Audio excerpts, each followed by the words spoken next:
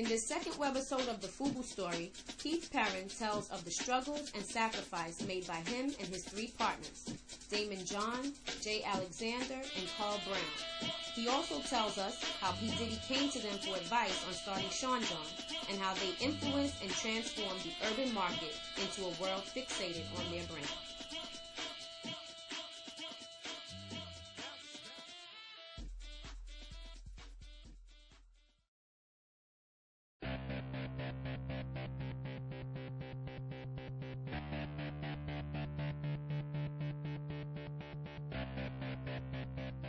We've all heard the Bill Gates story of how he started Microsoft in his garage and how Michael Dell began Dell Computers in his dorm room. Well, how about four guys from Queens starting an international clothing company by selling homemade hats on a street corner?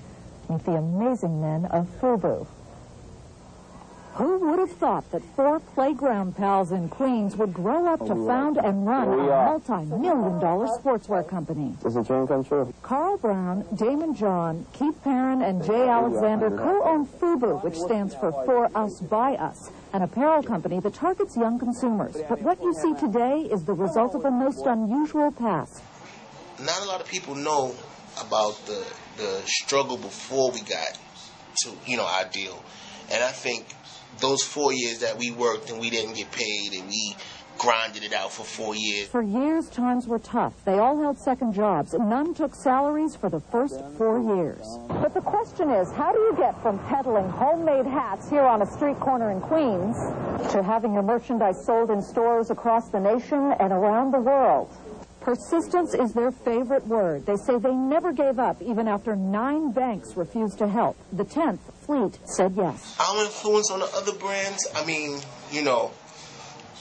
it was huge. It was huge. These guys looked at us and said, well, these guys are doing numbers.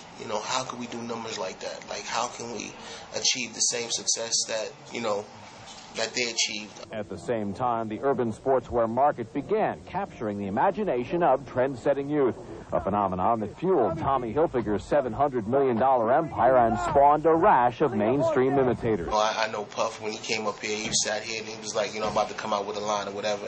And we advised him. He was like, do you, we'll support you, we need help you need from us, you got it. FUBU's success grew out of its authentic beginnings. It was designed by young men who had street credibility with urban consumers and suburban teenagers who spend $13 billion a year on clothes and have adopted urban brands as an essential status symbol.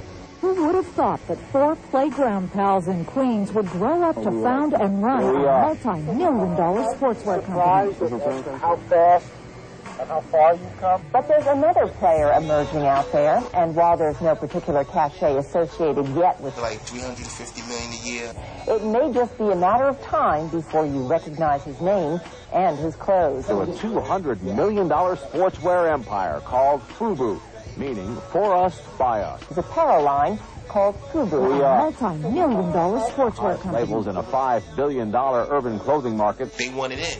They was like, well, I'm a pretty fashionable cat. You know what I'm saying? Like, I think I have a little swagger with me where I can go out there and create my own line. Puff came out, he did his thing. Jay came out, he did his thing. But within all of that happening, we still held our ground.